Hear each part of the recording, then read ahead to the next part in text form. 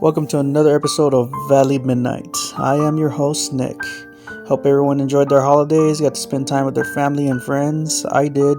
Got to spend time with my girlfriend's family, with my family, and we just all had a great time. For sure, I enjoyed the presents I got myself as well, especially the one I got from my future sister-in-law. Some markers which I love, especially that they're for artists. It's something that I like and diving into a couple times. It is a hobby. I like drawing myself, and trust me, they're gonna come in way much handy for me, especially since I've been out of practice. I really do need to touch on that. But on to the show. Enough about me. The next episode is called Shadow Double. Shadow Double occurred about a couple years ago when I was spending some time with my roommates. During this time period, I did manage to get myself a new car. Family drama, especially. Unfortunately, I am on my own when it comes to doing payments and stuff like that. But heck, it's the thing I agreed to. I'm glad my mother helped me out. Unfortunately, my outer family, especially my uncle, decided that not to help me out. And in fact, he even tried to stop me from getting my own car. But that's another story which we'll procrastinate later on, maybe in a future series. Still thinking about that one. I'm not sure. Growing Up Valley was another thing I was thinking of putting up as a show to try to discuss life here in the valley, discussing the way that me and my brothers and quite a few others were brought up, guests, that kind of stuff. But it's a future show that I still need to think about. Till then, I still need to finish up this season. Got maybe 2-3 more episodes before this final season is done, and then we'll be moving on to Valley Midnight. I hope you all enjoy that one. Me discussing anime, discussing and suggesting other types of that you would probably enjoy, would probably like. I hope you guys do. But again, they're just suggestions, as well as for the other show which I'm going to be doing as a side towards Valley Midnight. I hope you guys enjoy that one a lot more than you probably will enjoy me telling my own true stories that I try to implement inside these things, with a bit of entertainment along with it. And of course, I got them little bit embellished things in order to give as much context to a story as possible. But and that show, it's pretty much, the title of that is going to be called Valley Midnight Presents Bedtime Stories. Of course, in that one, there will probably be a much more regular time period than I do in this one, especially since I don't have to write anything. So that should be on a regular weekly basis, once a day. All I have to do really is just record and just put out each episode. And I hope you guys really do enjoy that show. And now, on to the episode. This is Valley Midnight. Grab your drink and put your legs up. Shadow Double. It was a beautiful solemn fall night.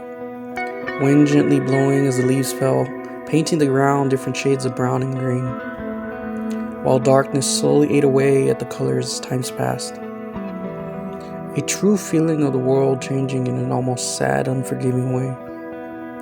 Not just the weather is brought into this change, no. People are changing as well. Some are showing progress within their lives, or even projects they put a lot of work into. Others, unfortunately, not so well. Or maybe they just never changed, and we as the outsiders looking in could not see who they truly were. I recently got a new used car, thanks to the help of my mother. It was a long and tedious process.